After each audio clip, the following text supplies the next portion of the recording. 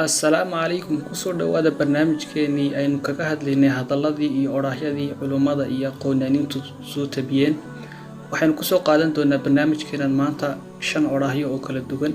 Gabayaagii iyo filosofarkii Ameerikaanka ah Ralph Emerson isaguna waxa uu yidhi adduunku wuu u fidsan yahay qofka garanaya meesha uu u socdo. Ikhtiraacihii ugu weynaa Ameerika Thomas Edison isaguna waxa uu yidhi qofka leh yool ama hadaf cad oo u qoran wuu xaqiijin doonaa in badan oo ka mid ah welibana waqtiga ugu dhow halka kan aan wax hadaf ah lahayn. Alexander Graham Bell oo ahaa caalim Scotland ah isaguna waxa uu yidhi diyaarintu ama diyaargarowgu waa furaha guusha. Thomas Edison waxa uu yidhi in badan oo fashilmay kama aanay warhayn sida ay ugu dhawaayeen guusha kadib markii ay isdhiibeen. Axmed Al-Shuqayri oo ah qoraa ahna muqaddimkii barnaamijkii Khawaatir barnaamijkaas oo ka baxa Sacuudiga waxa uu yidhi qayb inaga mid ahi way seexanayaan si ay ugu riyoodaan guusha halka qayb kalena ay soo toosayaan si ay guusha u xaqiijiyaan.